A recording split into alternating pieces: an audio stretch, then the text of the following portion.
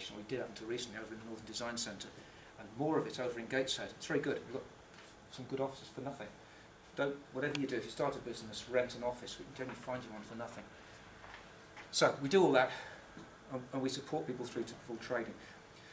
The difficulty is, if you're ever thinking about starting a business, or if you're ever working in a very small business beginning, you have to do certain things right at the outset, otherwise the business doesn't work. And I'm going to try, I think I'll probably be able to do it, in 50 minutes, to explain to you what you need to do to be reasonably sure that a business idea you've got, or a business that you're thinking of associating with, is one that's likely to survive. So I'll talk my way through it through examples, and I'll give you some stuff to read at the end. And if you want to take it further, just email me for preference, and I'll give you my thoughts back again. So let's have a look at a few companies that we've been involved in supporting. You can read that. Can I move this so that I can see the screen from that? Okay.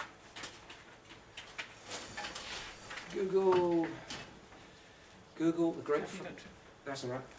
Google, great friend of all pedagogues. Here it goes. And let's start with a couple of companies. Can't find the cursor.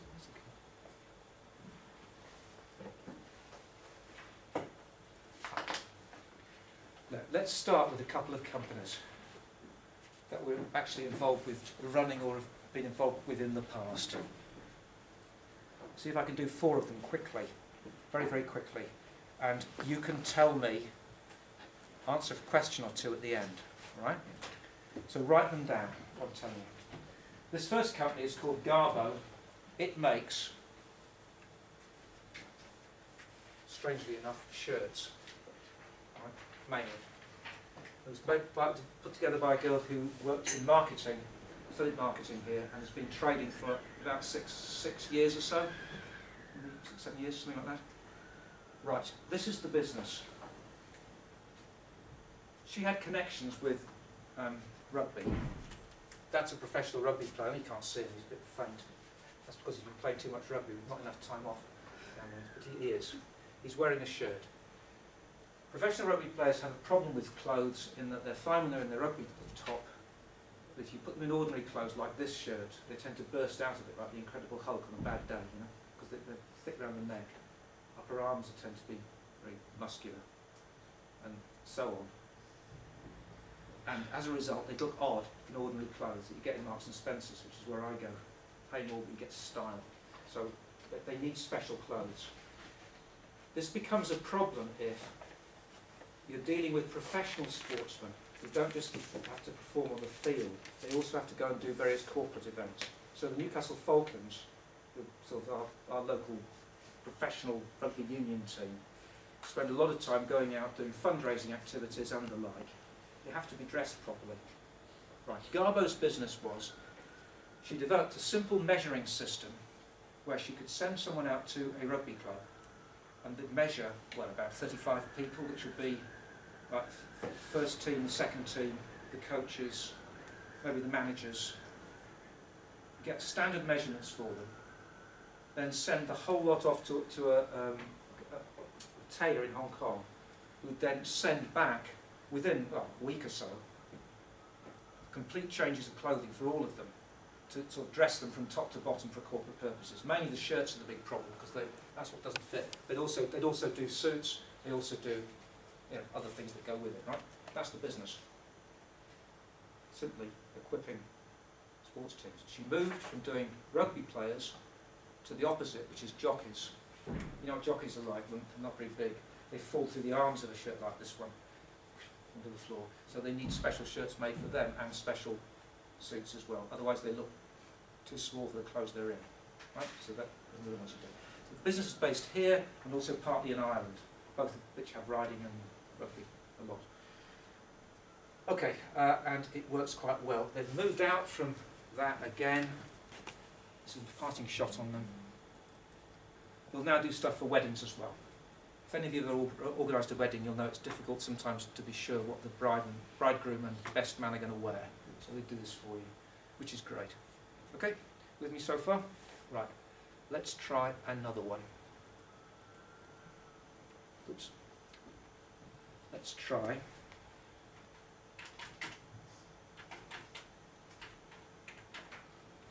These are all businesses that are associated with us. I'm not picking them at random. I'm picking to prove a point. I'm just that you'll get it in a minute. So these are all ex-students. Yeah, yes, actually they are. They're all ex-students. Say that for them. They're all ex-students. Though we won't necessarily support all of them from being students, if you see what I mean. Some came back later on. So we do support alumni as well, but Yeah, you we don't do. have to start these businesses up here within a few years period. What's the alumni period? Typically about 3 to 5 years. 3 to 5 years after you've left, and the university will still give you the support you need in order to set up your business. What year? You're postgraduates now, aren't you? Yeah. When you're finishing this summer, take it. No, well, some are part-time, and you will finish September. Yeah. Some will, and some January starts will finish just after. From my point of view, it doesn't matter. You can get support from business any time if you're a student, and after you graduate, up to about say 3 to 5 years. Other things don't matter very much. We support first year. We support first year undergraduates. I can think of a couple of good businesses who started with first year undergraduates and did very well, and they just did the business as they went through doing the degree, and then carried on trading all the way through. So you do that. That sort of age and the like doesn't matter either. So the youngest people we've had have been 18, obviously. The oldest we've had, I was just thinking about that at lunchtime actually, was somewhere in the region of about 80. We had a group of people, their average age was about 80. They wanted to set up a business, and they did. They had long-term plans. Never mind. Anyway, this is UK Haptics. Unfortunately, the visuals aren't very good, but I just want to show you it actually exists, and I'm not making this up. UK Haptics is a technical business. It's been trading for about 8 years. So these are ones we were doing at the very beginning. It works like this. One of the problems in medicine is you have to train doctors and nurses to do various physical procedures, which can be complicated, because you have to do them really on patients. You can't give them live patients in case they fail that particular module, right? So you can't give them live. So if you're teaching, for example, how to give an injection, you use a dummy usually, like the sort of dummies you get in swimming pools. The trouble with that is, injecting a dummy is not the same as injecting a person. It doesn't feel right. UK Haptics produce a product called Virtual Veins. It's a computer system. You sit down in front of it, there's a usual computer tower. The monitor is up in the air, tipped downwards. So it shines the picture on a black sheet of glass about your waist height when you're sitting down. When you're using it, you put your hand underneath the glass, you touch a mouse that's a specialised mouse. When you touch it, a virtual hypodermic syringe appears on the glass, projected from above, with your hand holding it. It's a syringe, you can see it, you're holding the syringe. The next thing that happens is they project an arm down for you. It can be an ordinary arm, an old person's arm, difficult, a baby's arm, difficult, an obese person's arm, very difficult, a diseased arm, do you see what I mean? All these things being projected, all these different arms. What you then do is, you do that squirting thing, you do with not you don't, but you might do if you're on a medical film. Then you give the injection to the virtual arm. The computer system not only provides the visuals, it also has a haptic element, meaning you actually feel resistance when the needle goes into the arm. That's the point of it. So when you're giving an injection, you have exactly the same feeling that a doctor would have. And you're trying to find a vein, which is quite difficult to do, and not be too long about it, otherwise it'll hurt the patient, if you see what I mean. Now, I sat down with this one afternoon. I know nothing about medicine, and I'm not wildly interested in it particularly, but at the end of it, hey, I can give an injection without killing somebody. I think I could, because I've been through all the different stages. I'm fine. Now, that's the product. The product costs about 10,000 quid for the whole setup. And they've been selling this for about 7, 8 years or something like that. Right? That's a technical business. We don't have that many technical businesses, by the way, which may be a clue. Let's give you one more, which is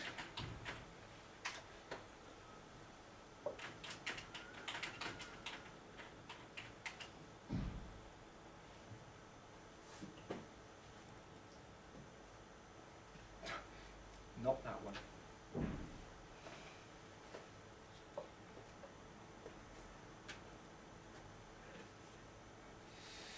Right. When I was a lad, a long time ago, if you went in to play with a frisbee, what you did is a group of you, when you had nothing else to do, you found an old frisbee, you went into the park, you threw it at each other for a bit till you got bored and the dog ran away with it, you know, but something like that. It was just something you did when you had nothing else to do, and it wasn't raining. So it was no big deal. Nowadays, people involved in frisbee do things like ultimate frisbee. Do you know what that is? Neither do I. But they wear special clothes for it. I know that. So they have special frisbees for ultimate frisbee, and they wear special clothes, including hats. There is such a thing as disc golf. You ever heard of that? Neither had I. It's bizarre. It's like just, you're going like a golf course, but you go around throwing a frisbee, and at the end, instead of a little hole, you have a sort of thing like a basketball net, and you chuck it in. And then the dog carries it away. Then you do various other things like fun and freestyle discs. Again, that baffle me, because I come from a different generation, we didn't do that. We were quite happy with the lid of a biscuit tin, but never mind. Anyway, for all these things, you need special equipment. You need, for example, the Daredevil Game Disc 7.5 gram ultimate disc, which will set you back 11 quid.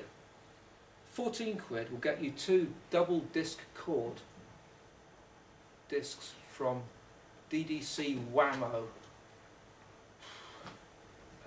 What else? 72 quid will get you that complete set of discs, which you can see over there in pallid colour. They sell this stuff online, and I think they also have a shop which you can spin into if you want to. That's part of where they make the money. The other part of where they make the money is they do training for schools. There's a big thing on at present, as you may have realised, about lack of fitness of children in schools. It's a big issue. It's a big problem. And frisbee, strangely enough, is a way in which you can take kids out and give them exercise without them needing to be trained or anything for it, or particularly fit or particularly well motivated. They do that. So that is that one. See what we'll do. We'll do maybe one more, just for a laugh, because I thought this company wasn't in existence anymore, but it actually is. It's doing all right. It's a nice surprise, which is the obvious one. It's actually still around.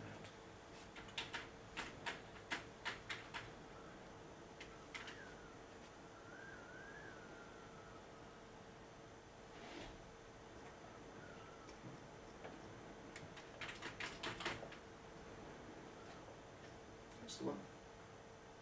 Yes.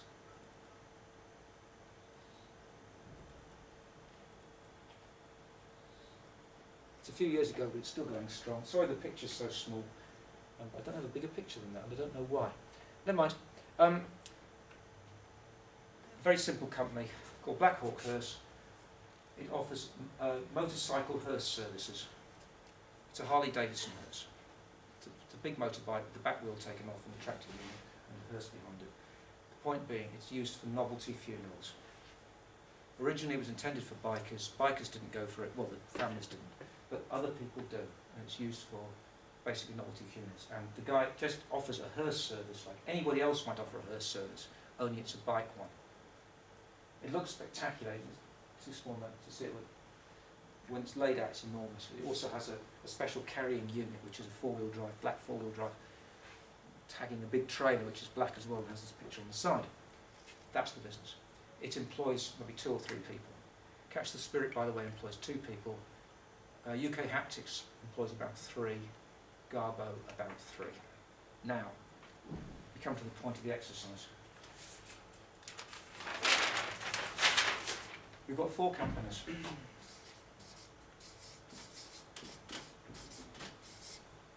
UK Haptics.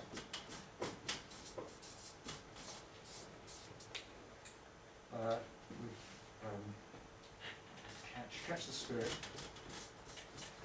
and Black Hawk.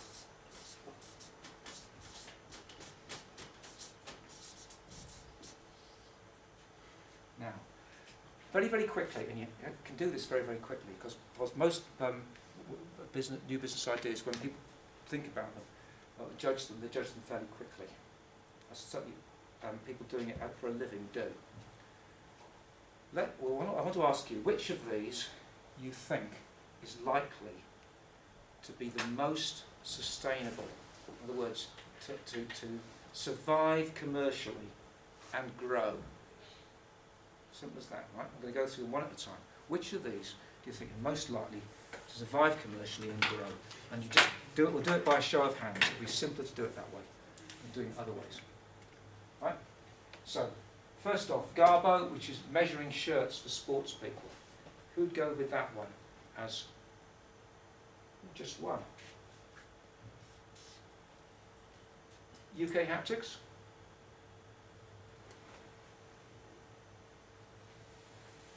Five. So that should just be a one, shouldn't it? Catch? One. Oh, just one. I would go for like the part of teaching the fitness for the children in catch, but not selling the frisbees. Well, that's okay. That makes it two, because they are doing both sides of the business. They're both doing schools and the other one, so they definitely do both. I'll give them both the votes for that. Then. Black Hawk, the hearse. So what does everybody else want then? One.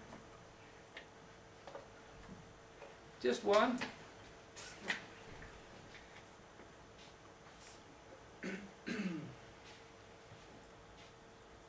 Any other offers? Anybody So else? everybody else thinks that the businesses are not viable or sustainable. Is that what you're saying? Yeah?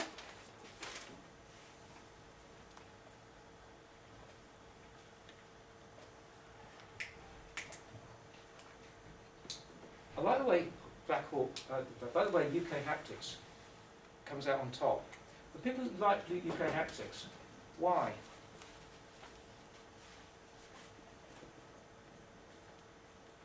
Why would that business last longer? Do you think? What's he got going for it? Maybe because it is a bit unique compared to the other business. It is unique, and that's worth talking about for a minute. It is unique. This is about UK Haptics we're talking about. Right, what else has it got going for it? Technology.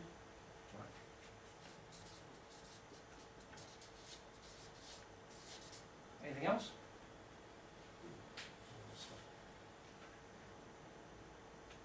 Okay.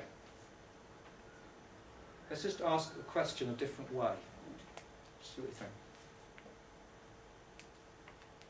Black Hawk Hearse, who are its customers?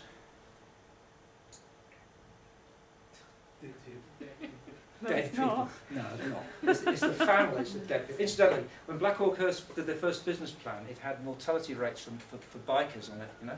Motorcycle riders have a much higher mortality rate than the average public, really do.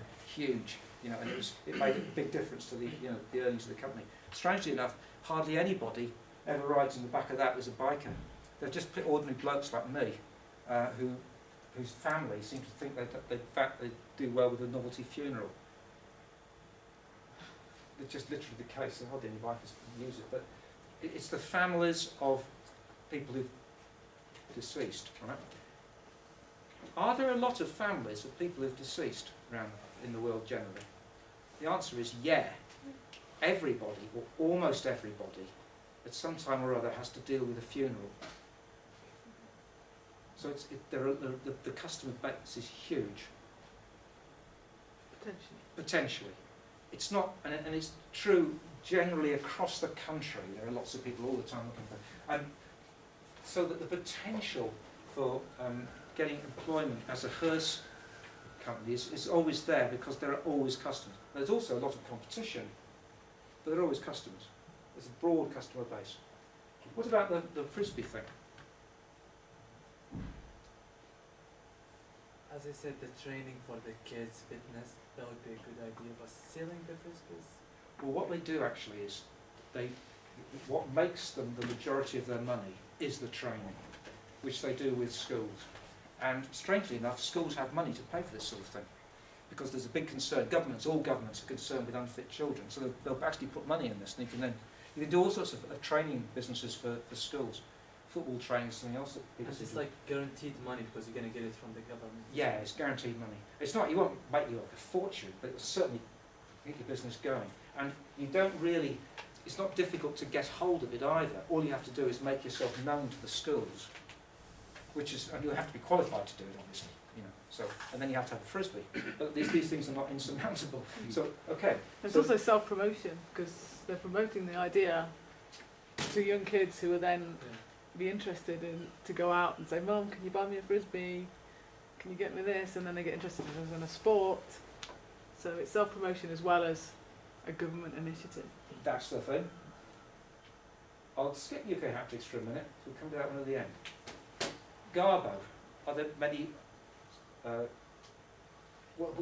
main customers are sports teams. Right? Are there many sports teams? Actually, yes, there are. There are many sports teams.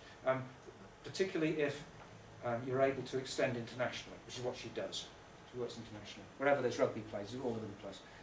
And she does other sports as well. And she also does weddings. But weddings are more a local thing, but the sports thing, plenty of them. It's a broad number of clients. Who do UK haptics sell to? Medical industry. Do they? To the industry? To institutions, medical institutions that teach. Yeah, you'd be giving these to medical or selling them to medical institutions who teach. Are there a lot of them? Not really, not a lot. There are globally. There are particularly increasing number in Asia these days. There weren't before, 20 years ago they weren't, but they've got an increasing number now. But there aren't that many of them. Okay, so that's a fairly limited number. Now, that's actually an issue because you can only really sell to medical institutions because only medical institutions are really interested in this sort of thing. But there's another little problem, and it's this. How long did it take me to learn how to use a syringe? An afternoon. No one was training me, I was just following the instructions. I did it in about 2 hours. Hooray, I can now use, do the syringe. Do I need to do that again? No, never again. I could do that again. Unless I'm really bored and one of those machines happens along, which I might do it again, but I'd rather have a frisbee in that case. So I'm not going to do that again. How often does a doctor or nurse need to do the initial training for? Once. So you're only going to use the thing once. So not only are there not a huge number of places where you can sell what you're making, but there's only a limited number of instances when they're going to use it. And you could only sell one to one institution, You could. potentially. That's right. And what makes it even more complicated, they tried to sell it here, and what they've said was, you need a lot of them because you've got a lot of people coming through at once. You'll need a suite. And they sat down and costed it out, and of course it wasn't worth it. But at the same time, if they only had one, they couldn't make use of it for all the nurses at the same time. Do you see what I mean? They If had, it only takes an hour or so to do, then yeah, but they needed them all at they need to do them all at the same time. It just got really complicated. They never buy one. We didn't buy one. This university didn't buy one. Not even one. And they also said, the university said, they didn't say it, but they kind of implied it. And if you think about it, it makes sense. If you're a medical institution, you're doing initial training for people, there's some things you don't need to do. And strangely enough, teaching people how to use syringes is one of them. When you go out to hospital, you'll be trained there. You can get away without doing it. It's not something that's that important to your initial training, so they don't buy it. Is that a great product? Yes. Is it easy to sell? No. Very difficult to sell. Probably because it's too specialised, and its uniqueness and its technology can actually be more of a hindrance than a help. Whereas of the others, as it happens, Garbo is certainly the one that's maybe done the best financially, because it's the most simple one and the most easy to scale up. It's the easiest. Catch is a good idea. Unfortunately, it tends to be a bit localised. That's the snake. And the trouble with Black Hawk is it's a strange problem with it. We had a guy, runs the McDonald's franchise on Northumberland Road up here. It comes in somewhere and does stuff. It's one of the biggest. He's one of the biggest franchisees of McDonald's anywhere. because the McDonald's here at Tyneside, biggest footfall, McDonald's anyway. He does great, you know, his business is great. What's his biggest problem, do you think? What's the biggest barrier to growing McDonald's? Actually, no, it's not space. Straight enough, it isn't. You think it would be, but it isn't particularly. No, it's something else. The health issues. Sorry? The health issues from the meal. Actually, no, they got that one pretty well sussed. Pretty good. Strangely enough, it's just around staffing. It's just training, getting people to come in and then basically training them up to get the basic standard of service. The standard of service at McDonald's is not exactly stellar, but you've got to reach a certain level. You've got to keep it at that level. And that's difficult, getting people to do that. They spend most of their time worrying about that. All the other things got to fail into insignificance behind this one problem. Blackhawk is up against the same snag, actually. Well, it's easy to ride a bike. It's quite difficult to be suitably deferential to recently bereaved families and know what to say to them. Being an undertaker is quite difficult, quite a stressful job, as a matter of fact. So, and this sort of thing is difficult to do. So he's kind of hindered by that bit. The rest of it works hunky-dory. Now, what does all this mean about putting a business together? Well, make it a successful business. It means one thing simply, which is not anything else, is that simple businesses tend to be better than complicated businesses at all levels. And strangely enough, that even includes technological businesses. The simpler, the better.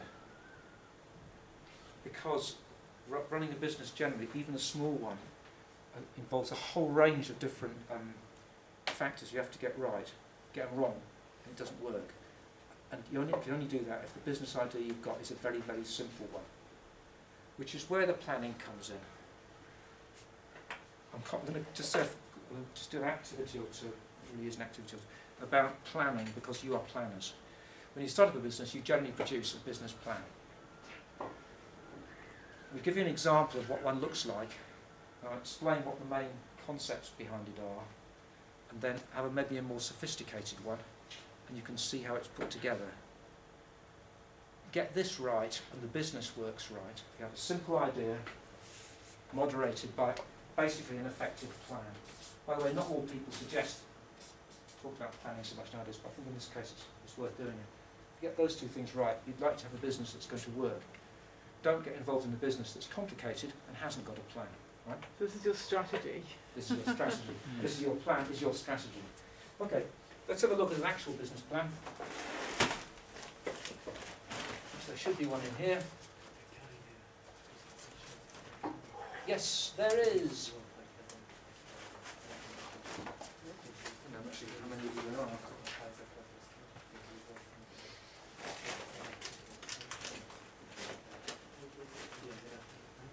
Ah, here we go.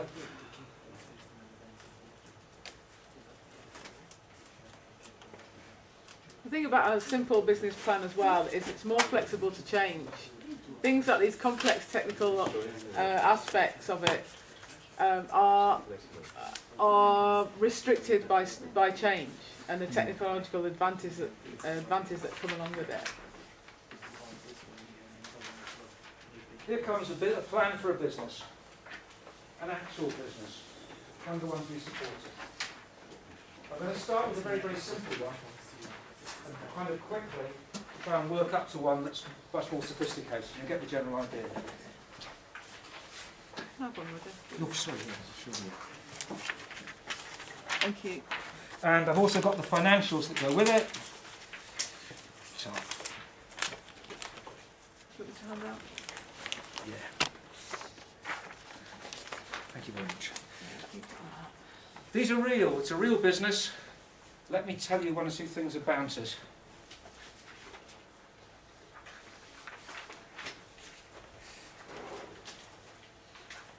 Once upon a time, there were two lads who lived in Cumbria, both of whom were graduates of this place.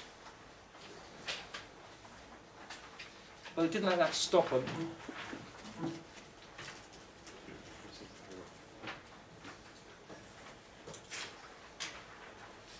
They went ahead and decided to set up a business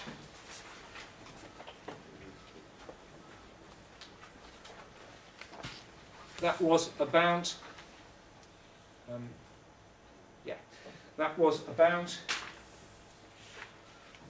landscape gardening. This is the actual plan, and those are the actual financials. Things still trading, not in quite this shape, but it's still going. It's an actual plan. Right, so the two of them, they live in Cumbria, they set up this contracts company in January. This particular plan starts in October because they decided they were actually going to formalise the business more when they got to September. So that's why it's written the way it is. They started in January. Both of them had links to building anyway, but they were both university graduates. The work they did was landscape gardening, working with local rivers trust, developing equestrian areas, general contracting. Okay? They wanted to expand. A lot of the work they did was to do with executive housing, big houses and small clumps where the gardening was all done before the people arrived. So they did a lot of that. They carried on working at jobs while the business was being set up. They began to expand. Come to their financials in a minute. They reckoned they had work for the next 4 months, and that's what the financials are for. I'll come back to it in a moment. They didn't advertise, it was just word of mouth. They thought they'd be able to employ themselves within 8 months and began with brochures and websites and all the rest of it. So that's the stage they were at. Okay, so that's the plan. That's all of it. That's the whole plan. 1, 2, 3, 4, 5 paragraphs of a business that's already running. The financials are just the first page of what you've been given. Ignore the other bits of it. For all intents and purposes, we'll just take these 4 months as being the plan, which are. It simply shows you the receipts are their debtors, people who owe them money for work they've done. Along the top, the payments they're making each month for all the things they need to buy: materials, wages, equipment, clothing, fuel, printing, stationery, drawings. Drawings being money they've taken out for the business for themselves for various reasons. Then at the bottom, net receipts, which is the money that's actually been paid into them. And then finally, their opening and closing bank account for each month. And basically, they're doing all right. They're predicting they were going to be doing all right between October, November, December, and January that were coming up. So the question is this: that's a real business plan. Is that a good plan?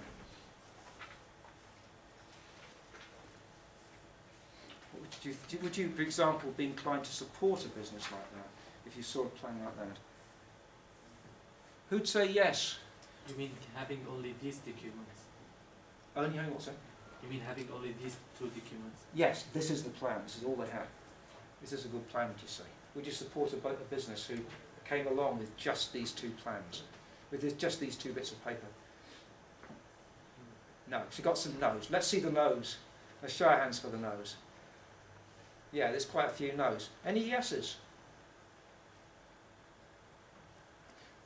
Right, this is a good point.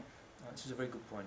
Strangely enough, weirdly, and it does take a bit of getting used to, when I first saw this particular plan, which is a while ago, I thought to myself, right, where's the rest of it? There's something missing here.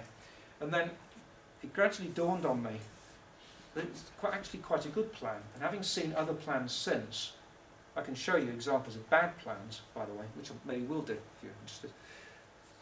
This is a good plan, as a matter of fact.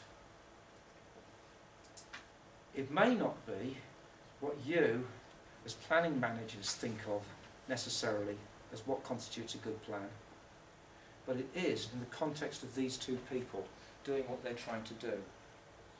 They're trying to set up and have survive a very, very small landscape gardening company. The sort of plan that you need for that isn't a long document, it isn't a sophisticated document, it's got to be a clear document, and it's got to say certain things in a certain order. And the main things it has to say are these. It has to say, first of all, what the business is about.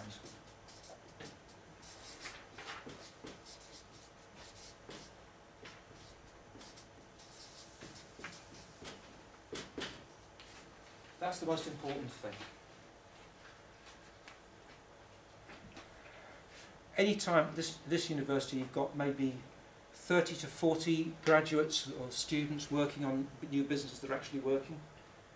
The ones who do best are the ones who have the clearest idea what their business is about, which tends to mean their business is relatively simple.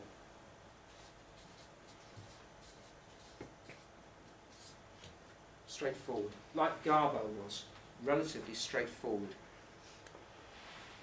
Simpler businesses are easier to manage than complicated ones.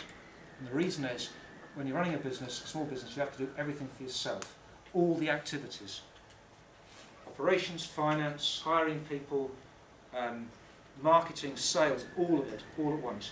It's much easier if what you're doing is something that you can easily understand and everyone working for you can understand and your relatives and friends can understand. That way you're less likely to make mistakes and more likely to be able to get everyone to share in the common endeavour of making the thing work. Complicated ideas, nah, it doesn't work. They don't tend to work. Particularly when the business is about, there's a term that we use, it's called the business model. The business model is about how you make money out of it, essentially. The critical thing in small businesses, the model has to show how money is to be earned. This plan makes that very clear. They're making money out of doing landscape gardening. End of story. They won't do any job that doesn't make them money. So with landscape gardening, within the scale of what they're able to achieve, all of it has got to make money. So that way you get around the problem that sometimes happens with businesses out of universities where people think they can set up a business and actually do things without charging for it. Not a good idea. What the business is about, that's the first bit. It's clear on there what it's about. Secondly, when you start up the initial business plan, you need customers.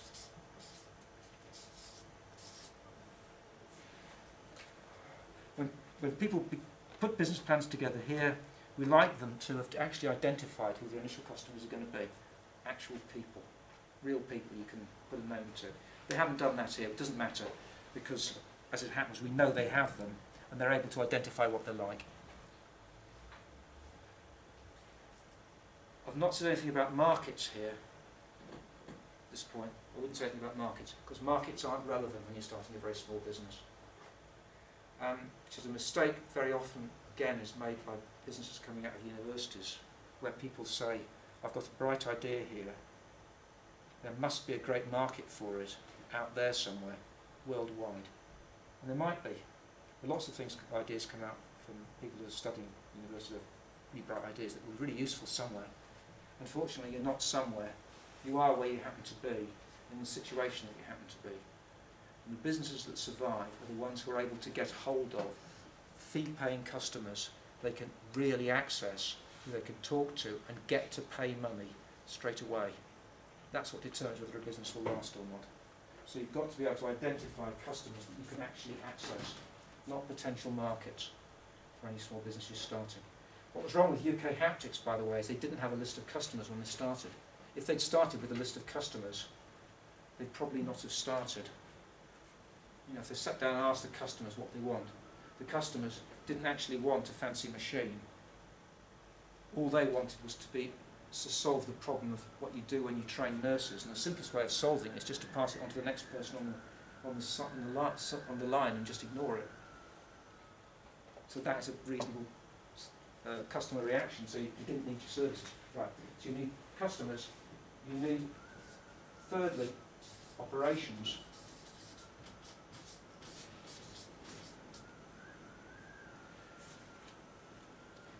Operations are what you need to physically do to make the business work. There's a tendency for people to put a business idea together on the assumption, typically when they come out of the university to do it, that they can work 40 hours a day and not take any money out of the business for months until the thing succeeds. You can't.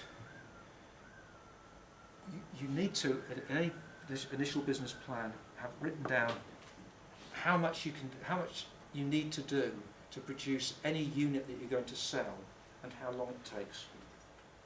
So if you're just one or two people doing it, you can only do so much in a day. You can't commit yourself to doing more than you can do. You can't commit yourself to engaging in operations which you can't fund to start with. With machinery that you can't afford. You have to think pretty carefully about how you're going to do something and how much it'll cost and how long it's going to take you to do it. And finally, I'm reducing it down to 4. There are actually more headings than that, and I'll give you a handout at the end which explains exactly how you do it, which has 1 or 2 more headings on it. But basically just these 5 points. You need a finance statement, which is simply, in the simplest form, money in, money out. That's all. In practice, in business context, as you'll know, financial statements are much more complicated than that. But when you're starting a small business, you try and keep that simple too. It's just money in, money out. This is as good a way as any. Now, that plan, strangely, has got all those bits exactly right. That's actually quite a good plan. And what's the alternative? See if I can find it.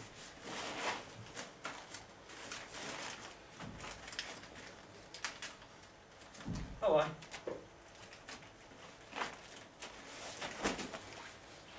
if you doubt me, here's an example of the other thing. If you can give them out, that would be great. Well, there's financials at the back as well. So, if you give, I'll just take one of those. And then you can give that the rest. There you go. Here's an example of a different sort of plan, which we're not going to look in detail. I'm just going to show it you very, very briefly, and no more.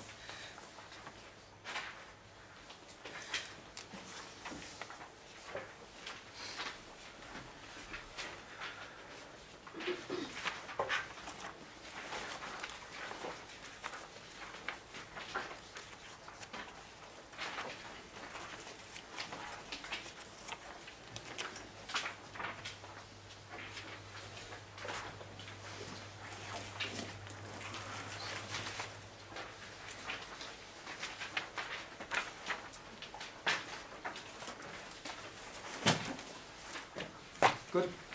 Okay. That plan, the one I've given you now, which you can look to yourself, that is much more what you'd think a plan should be like for a business, a new start business. But just flick through it for a minute. It's about a concierge service, meaning it's a business where someone goes around and helps people to by providing a sort of butler service at home. This one, Sounds good to me already. yeah, but not for them. It's 20 pages. It's a long one. It will take you a long time to read it. And strangely enough, it doesn't, you can have a look at it yourself later on, it doesn't benefit from it. This is the sort of plan you want to avoid producing. It's too long and much too complicated. Look at these one out as well. Sorry? Look at these out as well. Yeah, half a sec. Right. This one is too long, too complicated, and much too bitty. It tries to have these bits in it: what the business is about, who the customers are, what the operations are, and what the finances are. But there's a whole lot of other stuff in it too. And unfortunately, if you read it, you'll notice the person who wrote it doesn't really say exactly what the business is about at the beginning. So you never really get that clear. And the thing never really ran. It's a lifestyle management and concierge services company based in the northeast, whose services will be employed by individuals and companies in order to help them to delegate time-consuming tasks. What does that mean? It's too complicated. You can't make things too complicated. You've got to be simple. That's a landscape gardening business. You know where you are. It's very easy to see the different components. This, it's much harder. However, lastly, taking one of those, this is a good plan. That is what a good business plan ought to look like. I'm using this one's not anonymous, by the way, but I'm using it by permission. own plans is like you need them. Maybe you need a simple one just to get your interest in it, but after that you will need the large one Well, to see in details. well, now then, the one you've got in your hand, that's a good point. To start with, you need a very simple plan. For a longer one, you'll need a more complicated plan.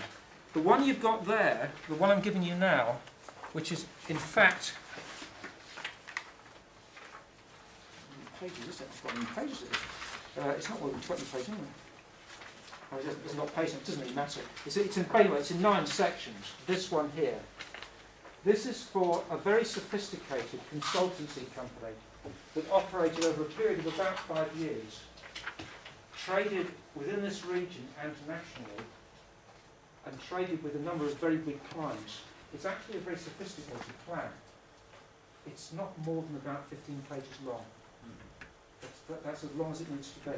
And the finances on the back, which are in fact real, really are a real thing. These are as complex as they basically need to be. If you ever, I don't know if you ever get a chance to do this, if you're ever looking on company websites and they have the company reports for some big companies, you download it, you'd be surprised how short many of them are. And for start-up businesses, quite large start-up businesses, ones employing 30 or 40 people, actually have quite short plans. And the reason is, if you can't say something briefly, very often you can't say it clearly.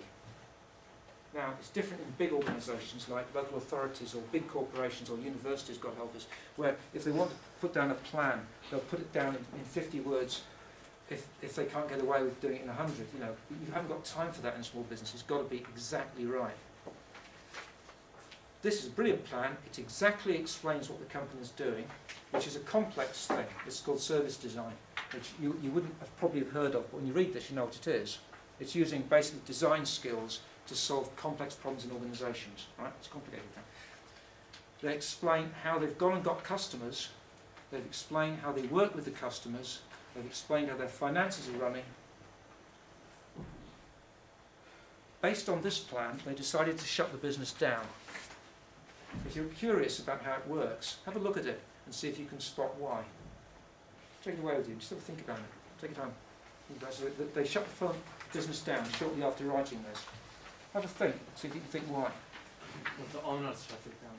Sorry? Is The it the owners shut down, yeah. The owners decided, and looked at this, that rather than go on with it and possibly find themselves going, not making any more money out of the thing, they'd shut it down in advance and go do something else, which is what I think a business plan does for you. This one tells them how, and it told them why. They didn't realise what was going to happen to them until they wrote it and sat down and discussed it with people. And they wrote the plan thinking, gosh, this is great. And then everyone sat down and looked at it and said, no, it isn't. Actually, this isn't great. You're going to have to shut the business down. And they agreed. They had to.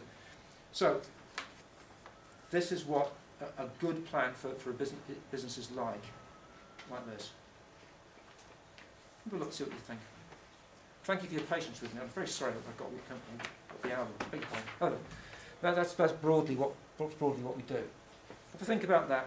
Have a think about the thing about the planning in the Creative Digital. I'm just curious. See if any of you found that of any interest. You never know, you might. That's it. Wait, you see the first plan you showed us, Yeah. the small one, the Yeah. simple. So that's to get your attention. You cannot like approve the plan based on that little paper. Oh, you know, you So could. you cannot say, yeah, I'll fund the business based on that information. People would. Really? Yes, really. I mean, they didn't even identify their competitors. Like, can they sustain the business for long?